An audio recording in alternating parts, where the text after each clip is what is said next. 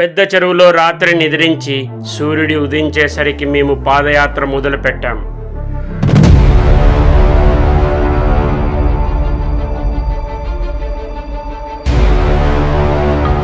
దాదాపు 9 కిలోమీటర్లు నడిచిన తర్వాత భీముని కొలను దగ్గరికి చేరుకున్నాం.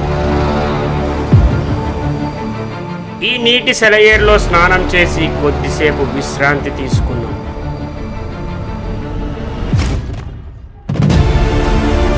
అక్కడి నుంచి మళ్ళీ అడుగులు మొదలు మరో 6 కిలోమీటర్లు ప్రయాణం చేసి కైలాస ద్వారం చేరుకున్నాం. అక్కడి నుంచి దగ్గరలో ఉన్న ఆటకేశ్వరుడిని దర్శించుకొని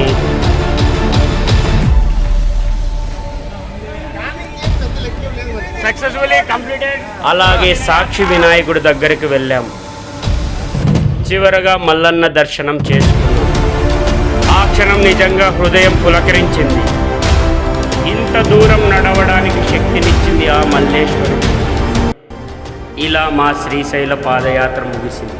కానీ ఆ భక్తి అనుభూతి మాత్రం మనసులో నిండిపోయింది.